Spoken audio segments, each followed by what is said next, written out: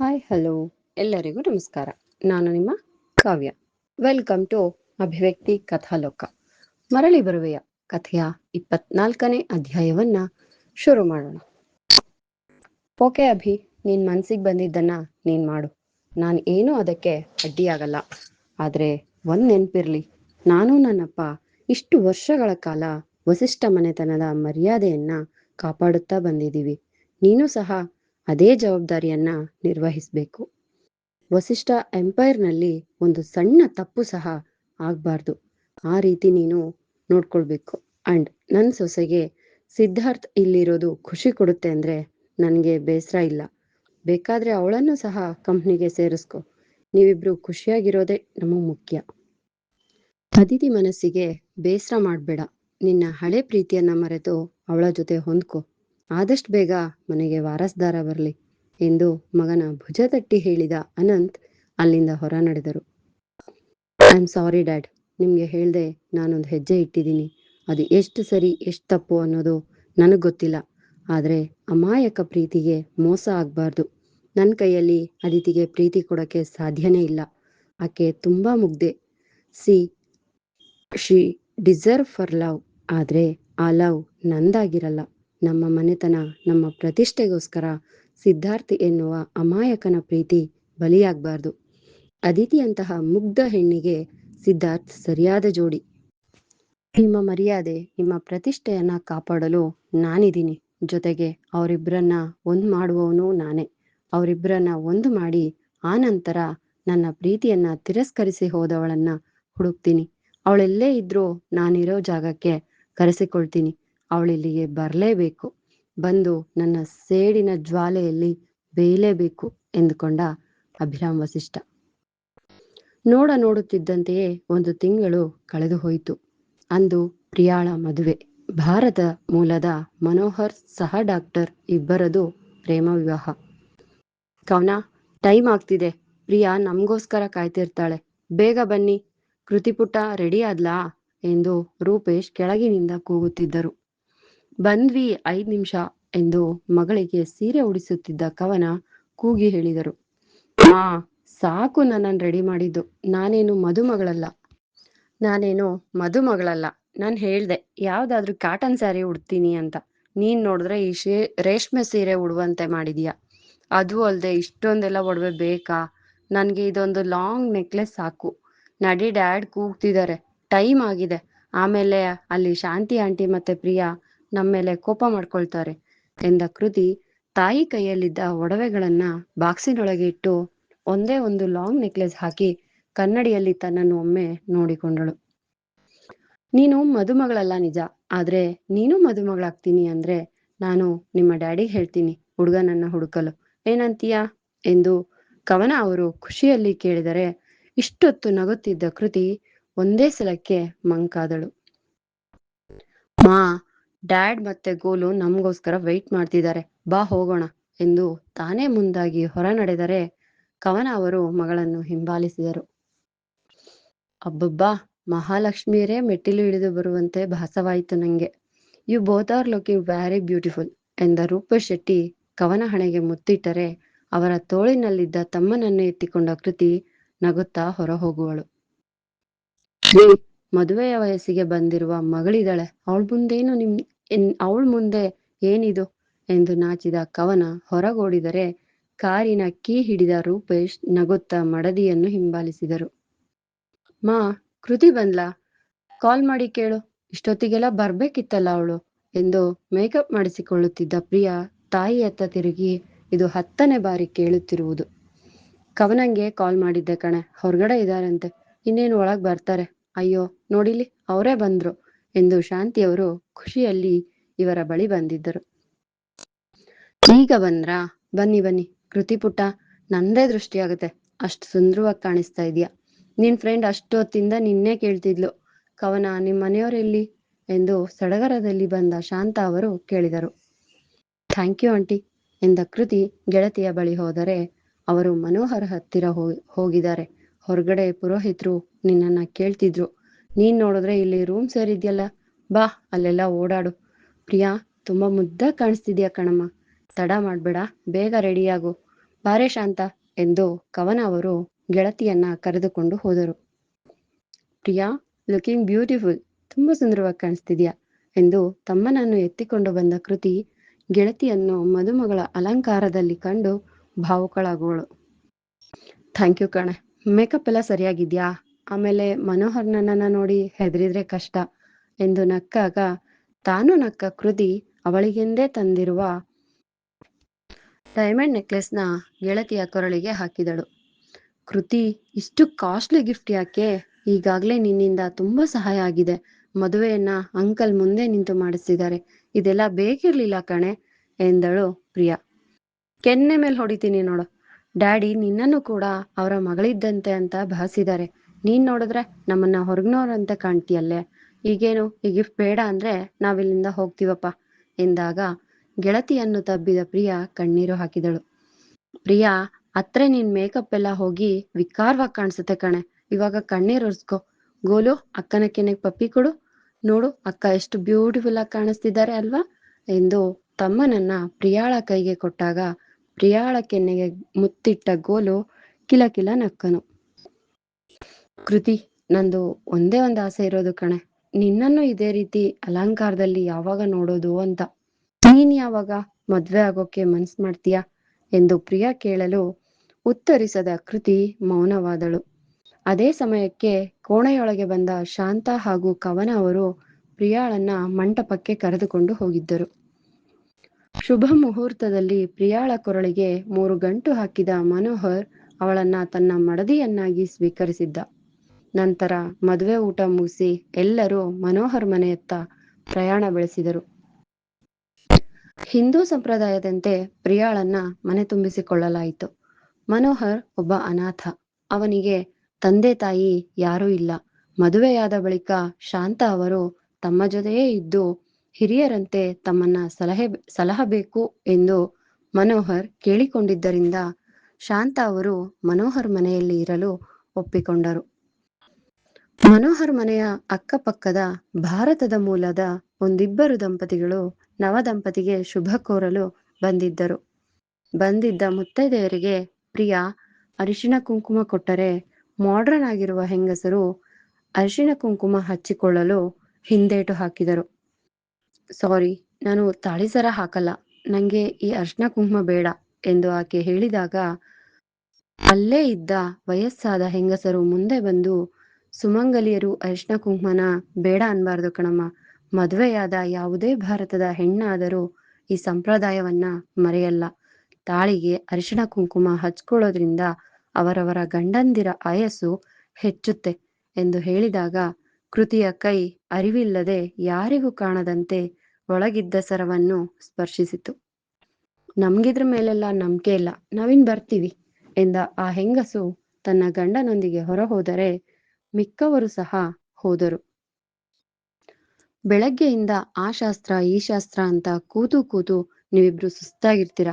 Priya, guest room ನಲ್ಲಿ rest ಮಾಡ್ತಿರು. ಹೋಗು. ಮನೋಹರ್, ನೀನು ಹೋಗಿ ರೆಸ್ಟ್ ಮಾಡಿ. ಶಾಂತ, ಬಾ, ನಾವು ಮುಂದಿನ ಶಾಸ್ತ್ರಗಳನ್ನ ನೋಡ್ಕೊಳ್ಳೋಣ ಎಂದು ಕವನ ಅವರು ಮನೋಹರ್ ಕೋಣೆಯತ್ತ ಹೋದರೆ ಮಲಗಲು ಹಠ ಮಾಡುತ್ತಿದ್ದ ಮಗನನ್ನ ಎತ್ತಿಕೊಂಡು ರೂಪೇಶ್ ಅವರು ಹೊರ ಹೋಗುವರು. ಎಲ್ಲರೂ ಹೋದ ನಂತರ ಒಂಟಿಯಾಗಿ ಹಾಲ್ನಲ್ಲಿ ನಿಂತಿದ್ದ ಕೃತಿಗೆ ಆ ಹೆಂಗಸರು ಹೇಳಿದ ಮಾತೆ ಪದೇ ಪದೇ ನೆನಪಾಗುತ್ತಿತ್ತು. ಸುಮಂಗಲಿಯರಾದ ಯಾವುದೇ ಹೆಣ್ಣು ಅರಿಶಿಣ ಕುಂಕುಮಕ್ಕೆ ಬೇಡ ಅನ್ನಲ್ಲ. ತಾಳಿಗೆ ಅರಿಶಿಣ ಕುಂಕುಮ ಹಚ್ಚಿಕೊಳ್ಳುವುದರಿಂದ ಗಂಡನ ಆಯಸ್ಸು ಹೆಚ್ಚು ಎನ್ನುವ ಮಾತುಗಳೇ ಅವಳಿಗೆ ನೆನಪಾಗುತ್ತಿತ್ತು. ಅವಳಿಗೆ ಅರಿವಿಲ್ಲದೆ ಅವಳ ಪಾದಗಳು ದೇವರ ಕೋಣೆಯತ್ತ ಹೆಜ್ಜೆ ಹಾಕಿದವು. ದೇವರ ವಿಗ್ರಹದ ಮುಂದಿದ್ದ ಅರಿಶಿನ ಕುಂಕುಮದ ಬಟ್ಟಲನ್ನು ಎತ್ತಿಕೊಂಡಳು. ಒಂದು ಹೆಣ್ಣಿಗೆ ಅರಿಶಿನ ಕುಂಕುಮ ಅಷ್ಟೊಂದು ಮುಖ್ಯನಾ? ಇದರಿಂದ ತಾಳಿ ಕಟ್ಟಿರುವ ವ್ಯಕ್ತಿಗೆ ಒಳ್ಳೆಯದಾಗತ್ತಾ? ಪ್ರತಿಯೊಬ್ಬ ಸುಮಂಗಲಿಯೂ ಇದನ್ನ ಪಾಲಿಸ್ಬೇಕಾ ಎಂದು ತನ್ನನ್ನೇ ತಾನು ಪ್ರಶ್ನಿಸಿಕೊಂಡ ಕೃತಿ ಕೊರಳಲ್ಲಿದ್ದ ಚಿನ್ನದ ಸರವನ್ನು ಹೊರತೆಗೆದು ಆ ಸರದಲ್ಲಿದ್ದ ಡಾಲರ್ ತೆರೆದು ಅದರ ಒಳಗಿದ್ದ ತಾಳಿಗೆ ಅರಿಶಿನ ಕುಂಕುಮ ಹಚ್ಚಿಕೊಂಡರೆ ಆ ದೃಶ್ಯ ನೋಡಿದ ಆಕೆ ಆಘಾತಗೊಂಡಳು. ಯಾರೋ ಬಂದ ಸದ್ದಿಗೆ ತಲೆ ಎತ್ತಿ ನೋಡಿದ ಕೃತಿ ಪ್ರಿಯಾಳನ್ನ ನೋಡಿ ಉಗುಳು ನುಂಗಿದಳು. ಕೃತಿ, ಏನದು ನಿನ್ ಕೊರಳಲ್ಲಿ ನೀನ್ ಯಾಕೆ ಆ ಸರದ ಡಾಲರ್ಗೆ ಅರ್ಶನ ಕುಂಕುಮ ಹಚ್ಕೊಂಡೆ? ಏನದು? ಎಂದು ಕೇಳಿದ ಪ್ರಿಯಾಳ ಧ್ವನಿ ಗಡಗಡನೆ ನಡುಗುತ್ತಿತ್ತು. ಪ್ರಿಯಾ, ಅದೇನಿಲ್ಲ ಎಂದ ಕೃತಿ ಅಲ್ಲಿಂದ ಹೋಗಲು ನೋಡಿದರೆ ಅವಳ ಕೈ ಹಿಡಿದು ಎಳೆದುಕೊಂಡು ಹೋಗುವ ಪ್ರಿಯಾ ಗೆಸ್ಟ್ ರೂಮ್ ಬಾಗಿಲು ಹಾಕಿ ಗೆಳೆಯ ಮುಂದೆ ನಿಂತಳು. ನನ್ ಹತ್ರ ಸುಳ್ಳು ಹೇಳ್ಬೇಡ ಕೃತಿ, ನಿಜ ಹೇಳು, ನನ್ನಿಂದ ಏನಾದ್ರೂ ಮುಚ್ಚಿಡ್ತಿದೀಯಾ ಎಂದಳು ಕೋಪದಲ್ಲಿ. ಪ್ರಿಯಾ, ದಾರಿ ಬಿಡು, ನಿನ್ನಿಂದ ನಾನೇನು ಮುಚ್ಚಿಡ್ತಿಲ್ಲ, ಏನೇನೋ ಓವರ್ ಥಿಂಕಿಂಗ್ ಮಾಡ್ಬೇಡ ಎಂದು ಕೃತಿ ಅಲ್ಲಿಂದ ಹೋಗಲು ನೋಡಿದರೆ ಅವಳ ಕೊರಳಲ್ಲಿದ್ದ ಚಿನ್ನದ ಸರಕ್ಕೆ ಕೈ ಹಾಕಿದ ಪ್ರಿಯಾ ಡಾಲರ್ ಒಳಗಿದ್ದ ತಾಳಿಯನ್ನ ಕಂಡು ಕೋಪದಲ್ಲಿ, ಹಾಗಾದ್ರೆ ಇದೇನು? ನಿನ್ ಕೊರಳಲ್ಲಿ ತಾಳಿ ಹೇಗೆ ಬಂತು? ನಿನ್ ಕೊರಳಿಗೆ ತಾಳಿ ಕಟ್ದವ್ರು ಯಾರು? ಇದಕ್ಕೆಲ್ಲ ಕಾರಣ ಏನು? ಎಷ್ಟು ವರ್ಷದಿಂದ ಇದನ್ನೆಲ್ಲ ನಮ್ಮಿಂದ ಮುಚ್ಚಿಟ್ಟಿದೀಯಾ? ಇದಕ್ಕೆ ನೀನು ರಾಮ್ ಪ್ರೀತಿನ ಒಪ್ಲಿಲ್ಲ? ಬಾಯ್ ಬಿಡು ಕೃತಿ, ನಂಗೆಲ್ಲ ಸತ್ಯ ಗೊತ್ತಾಗ್ಬೇಕು ಎಂದು ಕೇಳಿದ ಪ್ರಿಯಾ ಧ್ವನಿ ಈಗಲೂ ನಡ್ಗುತ್ತಿತ್ತು. ಐ ಕಾಂಟ್, ಇದೊಂದು ವಿಷಯ ನಿಂಗೆ ಹೇಳೋಕ್ಕಾಗಲ್ಲ ಪ್ರಿಯಾ. ನಿಂಗೆ ಅಂತಲ್ಲ, ಈ ಸತ್ಯ ನನ್ನೊಳಗೇನೆ ಇರುತ್ತೆ. ಇದು ಯಾರಿಗೂ ತಿಳಿಯೋದು ನನ್ಗಿಷ್ಟ ಇಲ್ಲ ಎಂದು ಗಂಭೀರವಾಗಿ ಹೇಳಿದ ಕೃತಿ ಸರವನ್ನು ಒಳಗೆ ಹಾಕಿಕೊಂಡಳು. ಶ್ರೇಯಕ್, ಯಾಕೆ ಹೇಳೋಕ್ಕಾಗಲ್ಲ? ತಾಳಿ ಕಟ್ದವ್ರು ಯಾರು ಅನ್ನೋದು ನಿಂಗೇನೆ ಗೊತ್ತಿಲ್ವಾ? ಅಥವಾ ನೀನು ಸೀಕ್ರೆಟ್ ಆಗಿ ಆಂಟಿ ಅಂಕಲ್ಗೂ ಹೇಳ್ದೆ ಮದ್ವೆ ಆಗ್ಬಿಟ್ಟಿದೀಯಾ? ನಿನ್ನಿಂದ ಇಂಥ ನಡೆಯನ್ನ ನಾನು ಎಕ್ಸ್ಪೆಕ್ಟ್ ಮಾಡಿರ್ಲಿಲ್ಲ. ಪ್ಲೀಸ್ ಕಣೆ, ನಿಜ ಹೇಳು, ಇದಕ್ಕೆ ಯಾರ್ ಕಾರಣ? ಆಂಟಿಗೆ ಈ ತಾಳಿಯ ಗುಟ್ಟು ತಿಳಿದ್ರೆ ಅವರ ಮನಸ್ಸಿಗೆ ಎಂತ ಆಘಾತ ಆಗುತ್ತೆ ಗೊತ್ತಾ? ಯಾರೇ ನಿನ್ ಕೊರಳಿಗೆ ತಾಳಿ ಕಟ್ಟಿದ್ದು? ನೀವಿಬ್ರು ದೂರ ಆಗಿದ್ರೆ ನಾನೇ ಒಂದ್ ಮಾಡ್ತೀನಿ. ನಿಜ ಹೇಳು ಕೃತಿ, ಯಾರದು ಎಂದು ಕೇಳಿದ ಪ್ರಿಯಾ ಅಳುತ್ತಿದ್ದರೆ ಗಂಭೀರವಾಗಿ ನಿಂತಿದ್ದ ಕೃತಿ ನಾನೇನೂ ಹೇಳಲ್ಲ ಎನ್ನುವಂತೆ ತಲೆಯಾಡಿಸಿ, ಇಲ್ಲ ಪ್ರಿಯಾ, ಈ ಸತ್ಯವನ್ನ ನಿಂಗೆ ಹೇಳಲ್ಲ ನಾನು. ದಯವಿಟ್ಟು ಇದರ ಗುಟ್ಟು ತಿಳಿಯುವ ಕೆಲ್ಸಕ್ಕೆ ಕೈ ಹಾಕ್ಬೇಡ, ಇದನ್ನ ಇಲ್ಲಿಗೆ ನಿಲ್ಲಿಸ್ಬಿಡು ಎಂದಳು. ಇಲ್ಲ ಇಲ್ಲ, ನಂಗೆ ಸತ್ಯ ಗೊತ್ತಾಗ್ಲೇಬೇಕು. ನೀನೀಗ ಸತ್ಯ ಹೇಳಿಲ್ಲ ಅಂದ್ರೆ ಕವನ ಆಂಟಿ ಮೇಲೆ ನನ್ ಮೇಲೆ ಆಣೆ ಎಂದವಳು ಗೆಳತಿಯ ಕೈಯನ್ನ ತಲೆ ಮೇಲೆ ಇಟ್ಟುಕೊಂಡರೆ ಆಘಾತಗೊಂಡ ಕೃತಿಯ ಬಾಯಿಯಿಂದ ಅಭಿರಾಮ್ ವಸಿಷ್ಠ ಎಂಬ ಹೆಸರು ಹೊರಬಿದ್ದಿತ್ತು. ವಾಟ್? ಏನ್ ಹೇಳ್ತಾ ಇದೀಯ ಕೃತಿ? ನಿಂಗೆ ತಾಳಿ ಕಟ್ಟಿರೋದು ಅಭಿರಾಮ್ ವಸಿಷ್ಠನ ಎಂದು ಆಘಾತದಲ್ಲಿ ಪ್ರಿಯಾ ಕೇಳಿದರೆ ಹೌದೆಂದು ತಲೆಯಾಡಿಸುವ ಕೃತಿ ತನ್ನ ದುಃಖವನ್ನು ತಡೆಹಿಡಿಯುತ್ತಿದ್ದಳು. ಇದ್ ಹೇಗೆ ಸಾಧ್ಯ? ನನ್ಗ ಆ ದಿನ ನೆನ್ಪಿದೆ, ನೀವಿಬ್ರು ಕಾಲೇಜ್ನಲ್ಲಿ ದೊಡ್ಡ ಗಲಾಟೆ ಮಾಡ್ಕೊಂಡಿದ್ರಿ. ಅಭಿರಾಮ್ ನಿಂಗೆ ಕೊನೆ ಬಾರಿ ಎನ್ನುವಂತೆ ಪ್ರಪೋಸ್ ಮಾಡಿದಾಗ ನೀನವನ ಕೆನ್ನೆಗೆ ಹೊಡೆದು ಅವಮಾನ ಮಾಡಿದ್ದೆ. ಅಂಥದ್ರಲ್ಲಿ ಈ ತಾಳಿ ಎಲ್ಲಿಂದ ಬಂತು? ಅವನ್ ನಿಂಗೆ ಬಲವಂತದಲ್ಲಿ ತಾಳಿ ಕಟ್ಟಿದ್ದ ಎಂದರೆ ಇಲ್ಲವೆಂದು ತಲೆಯಾಡಿಸಿದ ಕೃತಿ ಮೌನವಾಗಿ ಕುಳಿತರೆ ಹುಚ್ಚಿಯಂತೆ ತಲೆ ಹಿಡಿದುಕೊಂಡು ಅತ್ತಿಂದಿತ್ತ ಓಡಾಡುತ್ತಿದ್ದ ಪ್ರಿಯಾ ಗೆಳತಿಯ ಪಕ್ಕದಲ್ಲಿ ಹೋಗಿ ಕುಳಿತು, ನಂಗಂತೂ ತಲೆ ಕೆಡ್ತಿದೆ. ಏನಾಗಿದೆ ನಿನ್ ಜೀವನದಲ್ಲಿ ಕೃತಿ? ಅಭಿರಾಮ್ ವಸಿಷ್ಠ ನಿಂಗೆ ತಾಳಿ ಕಟ್ಟಿದ್ದ ಅಂದ್ಮೇಲೆ ಮತ್ತೊಂದ್ ಮದ್ವೆ ಯಾಕಾದ? ಪ್ಲೀಸ್ ನನ್ನೆಲ್ಲಾ ಪ್ರಶ್ನೆಗಳಿಗೆ ಉತ್ತರ ಕೊಡು. ಏನ್ ನಡೆದಿದೆ ನಿಮ್ಮಿಬ್ರ ಮಧ್ಯೆ? ನಂಗೆ ಎಲ್ಲಾ ಪ್ರಶ್ನೆಗೂ ಆನ್ಸರ್ ಬೇಕು ಕೃತಿ. ನೀನ್ ನಂಗೆ ಸತ್ಯ ಹೇಳಿಲ್ಲ ಅಂದ್ರೆ ನಿನ್ನ ಕೊರಳಲ್ಲಿರುವ ಸತ್ಯವನ್ನ ನನ್ನ ಆಂಟಿಗೆ ಹೇಳ್ಬೇಕಾಗುತ್ತೆ. ಬಾಯ್ ಬಿಡು, ಯಾಕೆ ಮೂಗಿ ತರ ಕೂತಿದೀಯಾ ಎಂದು ಪ್ರಿಯಾ ಕೂಗಾಡುತ್ತಿದ್ದರೆ ದೀರ್ಘವಾಗಿ ಉಸಿರು ಎಳೆದುಕೊಂಡು ಬಿಟ್ಟ ಕೃತಿ ತನ್ನ ಕಡೆಯ ಕಥೆಯನ್ನು ಹೇಳಲು ಶುರು ಮಾಡಿದಳು. ನಾನು ನಮ್ಮಮ್ಮನನ್ನ ಹುಡುಕೊಂಡು ಸುಲ್ತಾನ್ಪೇಟೆಗೆ ಹೋಗೋ ತನಕ ಮಾತ್ರ ನಿಂಗೆ ಕಥೆ ಗೊತ್ತೇ ಇದೆ ಪ್ರಿಯಾ, ಗೊತ್ತೇ ಇದೆ ಪ್ರಿಯಾ. ಆಮೇಲೆ ಏನಾಯ್ತು ಅಂತ ನಿಂಗೆ ಗೊತ್ತಿಲ್ಲ. ಈಗ ಹೇಳ್ತೀನಿ ಕೇಳು.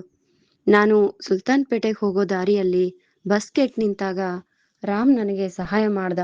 ನಾವಿಬ್ರು ಸುಲ್ತಾನ್ಪೇಟೆ ಕಡೆ ಹೋಗ್ತಿರ್ಬೇಕಾದ್ರೆ ದಾರಿ ತಪ್ಪಿ ನಾವು ಕಾಡಿನೊಳಗೆ ಸಿಕ್ಕಿ ಹಾಕಿಕೊಂಡು ಆಮೇಲೆ ನಮಗೆ ಸಿಂಹದ ಘರ್ಜನೆ ಕೇಳಿಸಲು ನಾವಿಬ್ರು ಭಯಬಿದ್ದು ಅಲ್ಲಿಂದ ತಪ್ಪಿಸಿಕೊಂಡಿದ್ವಿ. ಆಮೇಲೆ ನಾವು ಅಲ್ಲಿನ ಕಾಡಿನ ಜನರ ಕೈಯಲ್ಲಿ ಸಿಕ್ಕಿ ಹಾಕಿಕೊಂಡೆವು ಎಂದು ಕಥೆಯನ್ನು ಶುರು ಮಾಡಿದ ಕೃತಿ ಕಣ್ಮುಚ್ಚಿದಳು. ಸಿಂಹದ ಕೈಯಿಂದ ತಪ್ಪಿಸಿಕೊಂಡೆವು ಎಂದು ಇಬ್ಬರು ನಿಟ್ಟುಸಿರು ಬಿಡುವ ಮೊದಲೇ ಅವರ ಮೇಲೆ ಕಾಡಿನ ಜನ ಬಲೆ ಬೀಸಿದ್ದರು. ಅಯ್ಯೋ, ಇದೇನಿದು ಬಲೆಯ ರೀತಿ ಇದೆ, ಇವರೆಲ್ಲ ಯಾರು ಎಂದು ಕೃತಿ ಕೂಗಾಡುತ್ತಿದ್ದರೆ ಬಲೆಯಲ್ಲಿ ಸಿಕ್ಕಿ ಹಾಕಿಕೊಂಡಿದ್ದ ಅಭಿರಾಮ್ ಅದರಿಂದ ಹೊರಬರಲು ಹರಸಾಹಸ ಪಡುತ್ತಿದ್ದ. ಏಯ್ ಹುಡುಗ್ರ, ನಾಡಿನಿಂದ ಬಂದು ನಮ್ಮ ಕಾಡನ್ನ ನಾಶ ಮಾಡಲು ಬಂದಿದ್ದೀರಾ? ನಿಮ್ಮನ್ನ ಸುಮ್ನೆ ಬಿಡಲ್ಲ. ಒಡೆಯನ ಬಳಿ ಕರ್ಕೊಂಡು ಹೋಗಿ ನಮ್ಮ ಕಾಡದೇವಿಗೆ ಬಲಿ ಕೊಡ್ತೀವಿ ಎಂದು ಗೊಗ್ಗರು ಧ್ವನಿಯಲ್ಲಿ ಹೇಳುವ ದೈತ್ಯ ರೂಪದ ಕಾಡಿನ ಜನರು ಇಬ್ಬರನ್ನು ಹೊತ್ತುಕೊಂಡು ತಮ್ಮ ಒಡೆಯನ ಮುಂದೆ ಇಳಿಸಿದರು. ಒಡೆಯನ, ನಿಮ್ ಒಡೆಯ ಯಾರು? ಇಲ್ಲಿ ನೋಡಿ, ನಾವು ನಿಮ್ ಕಾಡನ್ನ ನಾಶ ಮಾಡಲು ಬಂದಿಲ್ಲ. ನಾವು ದಾರಿ ತಪ್ಪಿ ಇಲ್ಲಿಗೆ ಬಂದಿದೀವಿ. ಏ ವಿಲನ್, ನೀನ್ ಯಾಕೆ ಸೈಲೆಂಟ್ ಆಗಿ ನಿಂತಿದ್ಯಾ? ಹೇಳು ಅವರಿಗೆ, ನಾವೇನು ಅವರಿಗೆ ಅಪಾಯ ಮಾಡಲ್ಲ ಅಂತ. ನಮ್ಮನ್ನ ಬಿಟ್ಟು ಬಿಡಲು ಕೇಳ್ಕೊ ಎಂದು ತನ್ನ ಮೇಲೆ ಹಾಕಿದ್ದ ಬಲೆಯನ್ನ ಎಸೆದು ಕೃತಿ ಕೋಪದಲ್ಲಿ ಕೇಳಿದರೆ, ಸುತ್ತಲೂ ಪುಟ್ಟ ಗುಡಿಸಿಲಿನಂತಿದ್ದ ಜಾಗ, ಅದರ ಮಧ್ಯದಲ್ಲಿ ಮರಗಳನ್ನು ಕಡಿದು ಸಿಂಹಾಸನದಂತೆ ಮಾಡಿಕೊಂಡು ಅದರ ಮಧ್ಯದಲ್ಲಿ ಕೂತಿದ್ದ ವ್ಯಕ್ತಿಯನ್ನು ಗಮನಿಸುವ ವಸಿಷ್ಠನಿಗೆ ಅವರ ಉದ್ದೇಶವೇನು ಎಂಬುದು ಅರ್ಥವಾಗಿ ಬಿಟ್ಟಿತ್ತು. ಏ ಸೋಡಾ, ಬಾಯಿ ಮುಚ್ಕೊಂಡು ನಿಂತ್ಕೊ. ನನ್ ಮುಂದೆ ಎಗರಾಡೋ ತರ ಇವ್ರ ಮೇಲೂ ಎಗರಾಡ್ತಿದ್ಯಲ್ಲ. ಇವರನ್ನೇನು ನನ್ನಂತೆ ಸಾಮಾನ್ಯ ಮನುಷ್ಯರು ಅಂತ ಅಂದ್ಕೊಂಡಿದ್ಯಾ? ಕಾಡಿನ ಜನ ಇವರು. ಅಲ್ಲಿ ನೋಡು, ಅವ್ರ ಕೈಗಳಲ್ಲಿರೋ ಈಟಿಯನ್ನ ನೋಡು. ನೀನು ಇನ್ನೊಂದೇ ಒಂದ್ ಮಾತಾಡಿದ್ರು ನಿನ್ನ ನಾಲಿಗೆ ಸೀಳಿ ಬಿಡ್ತಾರೆ. ಸುಮ್ನೆ ನಿಂತ್ಕೋ ಎಂದಾಗ ಕೋಪದಲ್ಲಿ ಅವನನ್ನ ದಿಟ್ಟಿಸಿ ನೋಡಿದ ಕೃತಿ ಮೂತಿ ತಿರುವಿದಳು. ಒಡೆಯ, ಇವರಿಬ್ಬರು ನಗರಗಳಿಂದ ಬಂದಿರುವಂತೆ ಕಾಣಿಸುತ್ತಿದ್ದಾರೆ. ಖಂಡಿತ ನಮ್ಮ ಕಾಡನ್ನು ನಾಶ ಮಾಡುವ ಉದ್ದೇಶದಿಂದ ಬಂದಿರಬಹುದು. ಈಗಾಗ್ಲೇ ನಮ್ಮ ಅರ್ಧದಷ್ಟು ಕಾಡನ್ನ ಆ ಕೆಟ್ಟ ಮನುಷ್ಯರೇ ಹಾಳು ಮಾಡುತ್ತಿದ್ದಾರೆ. ಈಗ ಉಳಿದಿರುವುದು ಅರ್ಧ ಭಾಗ. ಅದನ್ನು ಇವರು ಹಾಳು ಮಾಡಿದ್ರೆ ನಾವ್ ಎಲ್ಲಿ ಹೋಗೋದು? ನೀವಿವತ್ತು ತೀರ್ಮಾನಕ್ಕೆ ಬರ್ಲೇಬೇಕು ಎಂದು ಕಾಡಿನ ಜನ ಕೇಳಿಕೊಳ್ಳಲು ಒಡೆಯ ಕೃತಿ ಹಾಗೂ ಅಭಿರಾಮ್ ವಸಿಷ್ಠನನ್ನು ದಿಟ್ಟಿಸಿ ನೋಡುತ್ತಿದ್ದರು. ಯಾರು ನೀವು? ಎಲ್ಲಿಂದ ಬಂದಿರೋದು ನೀವಿಬ್ಬರು ಎಂದು ಗಡುಸಾಗಿ ಕೇಳಿದರು. ನೋಡಿ, ನಾನು ಅಭಿರಾಮ್ ವಸಿಷ್ಠ, ಈಕೆ ಕೃತಿ. ನಾವಿಬ್ರು ಪ್ರೇಮಿಗಳು, ಅಂದ್ರೆ ಮುಂದೆ ಮದ್ವೆ ಆಗುವವರು. ಇವಳಿಗೆ ಕಾಡಿನ ಕ್ರೇಜ್ ಜಾಸ್ತಿ, ಅಂದ್ರೆ ಕಾಡಿನಲ್ಲಿರುವ ಪ್ರಾಣಿ ಪಕ್ಷಿಗಳ ಮೇಲೆ ತುಂಬಾ ಆಸೆ. ಮದ್ವೆಗಿಂತ ಮುಂಚೆ ಅವುಗಳನ್ನೆಲ್ಲ ನೋಡ್ಬೇಕು ಅಂತ ಆಸೆ ಪಟ್ಲು. ಅದಕ್ಕೆ ನಾನು ಅವಳನ್ನ ಇಲ್ಲಿ ಕರ್ಕೊಂಡ್ ಬಂದಿದ್ದೇನೆ ಅಷ್ಟೇ. ನಾವ್ ಯಾವುದೇ ರೀತಿಯ ಅಪಾಯ ಮಾಡುವವರಲ್ಲ. ನಮ್ಮನ್ನ ಕ್ಷಮಿಸಿ ಇಲ್ಲಿಂದ ಹೋಗಲು ಬಿಟ್ಟು ಬಿಡಿ ಎಂದು ಅಭಿರಾಮ್ ತಕ್ಷಣಕ್ಕೆ ತೋಚಿದ ಸುಳ್ಳು ಹೇಳಲು ಕೃತಿ ಮತ್ತಷ್ಟು ಕೋಪಗೊಂಡು, ಅಲ್ಲ, ಅವ್ರೇನಾದ್ರೂ ನಮ್ಮಿಬ್ಬರ ನಡುವಿನ ಸಂಬಂಧ ಕೇಳಿದ್ರ? ಬರೀ ನಮ್ಮಿಬ್ಬರ ಹೆಸರು ಮತ್ತೆ ಎಲ್ಲಿಂದ ಬಂದಿರೋದು ಅಂತ ಮಾತ್ರ ತಾನೇ ಕೇಳಿದ್ದು. ಈ ವಿಲನ್ ನಾವಿಬ್ರು ಮದ್ವೆ ಆಗೋರು ಅಂತ ಯಾಕೆ ಹೇಳ್ದ? ದೊಡ್ಡ ಲೂಸ್ ಇವನು ಎಂದು ಮನದಲ್ಲಿಯೇ ಬೈದುಕೊಂಡಳು. ಹೌದೇನು, ನೀವಿಬ್ರು ಮದ್ವೆ ಆಗೋರ? ಆದ್ರೆ ನಂಗೆ ನಂಬಿಕೆ ಬರ್ತಿಲ್ವಲ್ಲ. ಹಿಂದೆ ಇದೇ ರೀತಿ 20 ವರ್ಷದ ಹಿಂದೆ ಒಂದಿಬ್ಬರು ಬಂದು ನಮಗೆಲ್ಲ ಸಹಾಯ ಮಾಡ್ತೀವಿ ಅಂತ ಹೇಳಿ ನಮ್ಮ ಕಾಡಿನ ಅರ್ಧ ಜಾಗವನ್ನ ಕೆಟ್ಟ ಕೆಲಸಕ್ಕೆ ಉಪಯೋಗಿಸಿಕೊಳ್ತಿದ್ದಾರೆ. ಅಂಥದ್ರಲ್ಲಿ ನಿಮ್ಮನ್ನ ಹೇಗೆ ನಂಬಲು ಸಾಧ್ಯ? ಅವರನ್ನ ನಾವು ನಾಶ ಮಾಡಲು ಆಗುತ್ತಿಲ್ಲ. ಅವರು ತುಂಬಾ ಶಕ್ತಿಶಾಲಿಯಾಗಿದ್ದಾರೆ. ನೀವು ಕೂಡ ಅವರ ಕಡೆಯವರೇ ಅಲ್ವಾ? ನಿಮ್ಮಿಬ್ಬರನ್ನ ಕಾಡದೇವಿಗೆ ಬಲಿ ಕೊಡ್ತೀವಿ ಎಂದು ಆ ಒಡೆಯ ಕೋಪದಲ್ಲಿ ಹೇಳಿದಾಗ ಕೃತಿ ಮುಂದೆ ಬಂದು, ನೋಡಿ, ನೀವ್ ಹೇಳ್ತಿರೋದಕ್ಕೂ ನಮಗೂ ಸಂಬಂಧ ಇಲ್ಲ. ನಾವಿಲ್ಲಿಂದ ಹೋಗ್ಬೇಕು. ದಯವಿಟ್ಟು ನಮ್ಗೆ ಇಲ್ಲಿಂದ ಹೋಗಲು ಅವಕಾಶ ನೀಡಿ. ನಾವೇನೂ ಅಪಾಯ ಮಾಡಲ್ಲ. ಬೇಕಾದ್ರೆ ನೀವು ನಮ್ಮನ್ನ ಪರೀಕ್ಷಿಸಬಹುದು. ನಮ್ ಹತ್ರ ಅಂತಹ ಯಾವುದೇ ಸ್ಟ್ರಾಂಗ್ ವೆಪನ್ಸ್ ಇಲ್ಲ, ಆಯುಧಗಳಿಲ್ಲ. ನಾವು ನಿಮ್ಗೆ ಅಪಾಯ ಮಾಡಲ್ಲ. ಈ ರೀತಿ ಬಲಿ ಕೊಡುವುದೆಲ್ಲ ತಪ್ಪು ಅಲ್ವಾ? ಯಾವ ಕಾಲದಲ್ಲಿದ್ದೀರಾ ನೀವು? ನಿಮ್ಗೆ ಅಂತ ಗೌರ್ಮೆಂಟ್ ನಲ್ಲಿ ಹಲವಾರು ಸೌಲಭ್ಯಗಳಿವೆ, ಮೀಸಲಾತಿಗಳಿವೆ. ನೀವು ಈ ಕಾಡನ್ನ ಬಿಟ್ಟು ಅದನ್ನೆಲ್ಲ ಉಪಯೋಗಿಸ್ಕೊಳ್ಳಿ. ಅದು ಬಿಟ್ಟು ಈ ರೀತಿ ಕಾಡ್ದೇವಿಗೆ ಬಲಿ ಕೊಡುವುದು ಇದೆಲ್ಲ ಬುಲ್ಶಿಟ್. ಇದನ್ನ ಇಲ್ಲಿಗೆ ಸ್ಟಾಪ್ ಮಾಡಿ ಎಂದು ಕೃತಿ ಗಂಭೀರವಾಗಿ ಹೇಳುತ್ತಿದ್ದರೆ, ಸಾಕು ಎಂದು ಕಾಡಿನ ಒಡೆಯ ಕಿರ್ಚಿ, ಏ ಹೆಣ್ಣೆ, ನಿನ್ನ ಬಾಯಿ ಜೋರಾಯ್ತು. ನಮ್ಮ ಮುಂದೆ ಗಟ್ಟಿಯಾಗಿ ಮಾತಾಡ್ತೀಯ? ಎಷ್ಟು ಧೈರ್ಯ ನಿಂಗೆ? ನಿಮ್ಮ ಸರ್ಕಾರಗಳಿಗೆ ಬೆಂಕಿ ಬಿತ್ತು.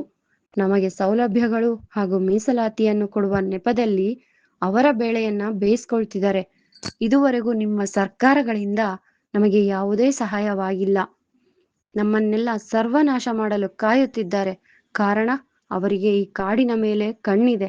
ತಲತಲಾಂತರಗಳಿಂದ ಇದೇ ಮಣ್ಣಿನಲ್ಲಿ ಜೀವನ ನಡೆಸುತ್ತಾ ಬಂದಿರುವ ನಮ್ಮನ್ನ ಇಲ್ಲಿಂದ ಕಳಿಸಿ ಇಲ್ಲಿ ಅವರ ವ್ಯಾಪಾರವನ್ನ ಶುರು ಮಾಡಬೇಕೆಂಬುದು ಅವರ ಆಸೆ. ಈಗಾಗಲೇ ಅವರ ಅರ್ಧಕ್ಕರ್ಧ ಆಸೆ ಈಡೇರಿದೆ. ಇಷ್ಟೆಲ್ಲ ಅನ್ಯಾಯ ಮಾಡಿರುವ ಅವರ ಪರವಾಗಿ ನಿಂತು ನೀನ್ ನಮ್ಗೆ ಬುದ್ಧಿ ಹೇಳೋಕ್ ಬರ್ತೀಯಾ? ಇಷ್ಟೊತ್ತಿನ ತನಕ ನಿಮ್ಮನ್ನ ಸುಮ್ಮನೆ ಬಿಟ್ಟಿದ್ದೆ ಹೆಚ್ಚು. ಬೈರ, ಕೆಂಚ, ಇವರಿಬ್ಬರನ್ನ ಬಲಿಪೀಠದತ್ತ ಎಳ್ಕೊಂಡ್ ಬನ್ನಿ. ದೇವಿಗೆ ಇಂದು ಬಲಿ ಕೊಡೋಣ ಎಂದು ಒಡೆಯ ಆದೇಶ ಹೊರಡಿಸಿದರು. ಒಂದ್ ನಿಮಿಷ ನಿಲ್ಲಿ. ಇವಳ ಮಾತಿಗೆ ನೀವು ಇಂಥ ದೊಡ್ಡ ತಪ್ಪನ್ನ ಮಾಡ್ಬೇಡಿ. ನಾವಿಬ್ರು ಮುಂದೆ ಬಾಳಿ ಬದುಕಬೇಕಾದವರು. ನಿಮ್ಮಿಂದ ಯಾವುದೇ ರೀತಿ ಅಪಾಯವಾಗಲ್ಲ ನಮ್ಗೆ. ಇಲ್ಲಿಂದ ಹೋಗೋಕೆ ಅವಕಾಶ ನೀಡಿ ಪ್ಲೀಸ್. ಮನೇಲೆಲ್ರೂ ನಮಗೋಸ್ಕರ ಕಾಯ್ತಿರ್ತಾರೆ. ಬೇಕಾದ್ರೆ ನೀವು ನಮ್ಮನ್ನ ಕಾಡಿನಿಂದ ಹೊರಗೆ ಇರುವ ರಸ್ತೆಯ ತನಕ ಬಿಟ್ಬಿಡಿ, ನಾವೇನೂ ಮಾಡಲ್ಲ ಎಂದು ಅಭಿರಾಮ್ ಬೇಡಿಕೊಂಡರೆ, ಅಷ್ಟೊತ್ತಿನ ತನಕ ಇವರ ವಾದ ವಿವಾದಗಳನ್ನು ಗಮನಿಸುತ್ತಿದ್ದ ಒಡೆಯನ ಹೆಂಡತಿ ಆತನ ಕಿವಿಯಲ್ಲಿ ಏನೋ ಹೇಳಿದಳು. ಮುಂದುವರಿಯುವುದು. ನಿಮ್ಮ ಅನಿಸಿಕೆ ಅಭಿಪ್ರಾಯಗಳನ್ನು ಕಮೆಂಟ್ ಮೂಲಕ ತಿಳಿಸಿ. ಧನ್ಯವಾದಗಳು.